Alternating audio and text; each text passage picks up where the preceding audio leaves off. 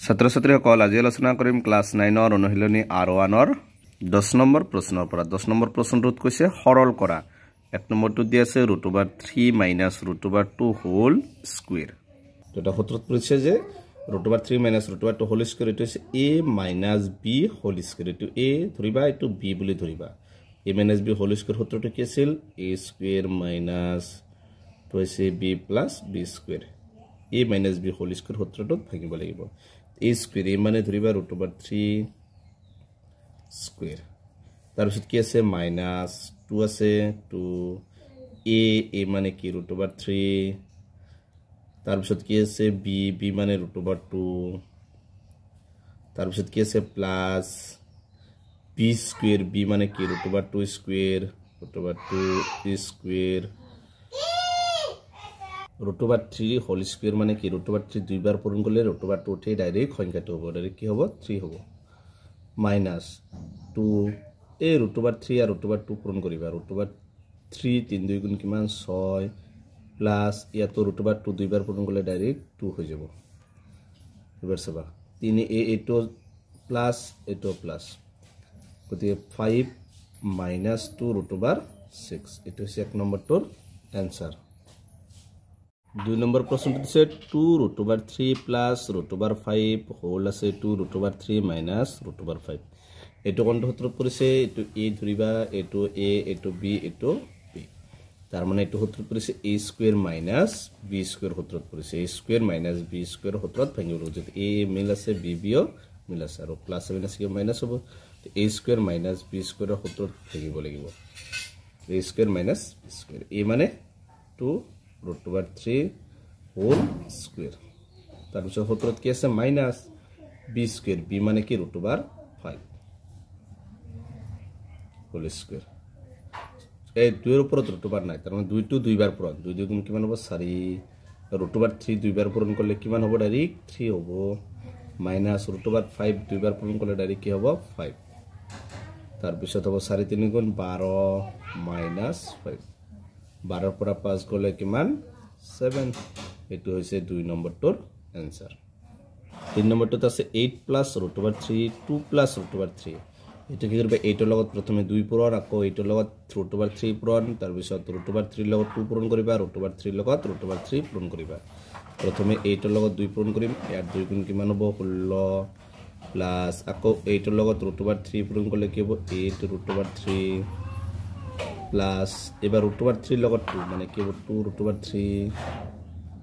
plus এবাৰ কি হ'ব √3 লগত √3 পূৰণ কৰিলে ডাইৰেক্ট কি হ'ব 3 হ'ব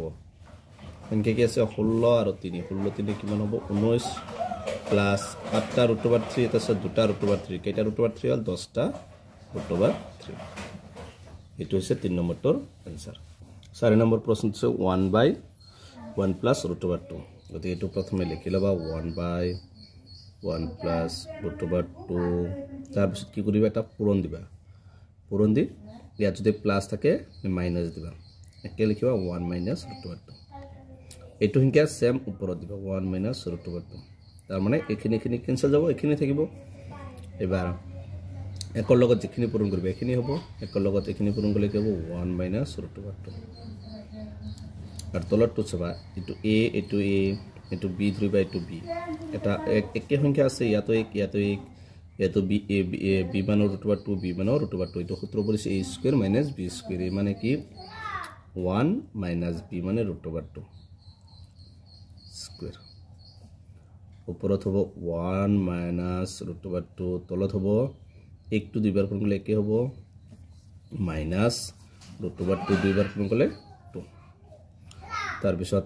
1 মাইনাস √2 2 এৰ পৰা গলে ডাউটত মাইনাস এ মাইনাস 1 এনেকে লিখিব পাৰিবা তো আৰু এক লাইন মাইনাস টু কমন লৈ এটো সকলো সংখ্যা তলত 1 থাকে 1 মাইনাস √2 তো মাইনাস এ প্লাস এ মাইনাস হৈ যাব এটো মাইনাস এ প্লাস হ'ব প্লাস টকত লিখো তো মাইনাস এ প্লাস এ মাইনাস आंसर হ'ব √2 মাইনাস 1 এটো হৈছে 4 নম্বৰটোৰ आंसर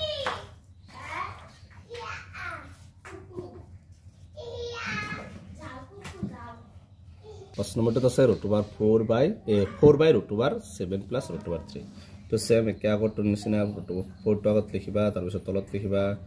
√7 প্লাছ √3 পূৰণ দিবা এটো তো প্লাস আছে গতিকে কি কৰিবা সেম একে সংখ্যা লিখিবা √7 তাহলে প্লাস অর্থাৎ মাইনাস দিবা আর উপরতো সেম এটো লিখিবা √7 মাইনাস √3 তার পিছত 4 লগত এখিনি পূরণ করলে 4 টো থাকিবই ব্রেকেট লিখিবা √7 মাইনাস √3 আর তলত একে সংখ্যা আছে a মানে √7 b মানে √3 গতিকে a square minus b square a মানে √7 স্কয়ার আর b মানে √3 স্কয়ার উপৰৰ লাইন একো কৰিব নালাগে উপৰৰ লাইন সেম লিখিবা 4 √7 মাইনাস √3 তলত হ'ব √7 টো দুইবাৰ পূৰণ কৰিলে ডাইৰেক্ট কি হ'ব 7 মাইনাস √3 টো দুইবাৰ পূৰণ কৰিলে ডাইৰেক্ট 3 হ'ব উপৰৰ লাইন সেম আগৰটো নিচিনা লিখিবা একো কৰিব নালাগে √7 মাইনাস √3 হাতৰ পৰা 3 গলে 4 এবাৰ সবা এটো 4 উপৰত এটো 4 তলত এটো ক্যান্সেল কি থাকিল √7 মাইনাস √3 এটো হৈছে 5 নম্বৰটোৰ आंसर ঠিক আজিৰ ভিডিওটো এখিনি ইয়াৰ পিছৰ ভিডিও 6 এৰ পৰা আলোচনা কৰিম তো তোমালোকে ভিডিওটো লাইক কৰিবা চেনেলটো সাবস্ক্ৰাইব কৰিবা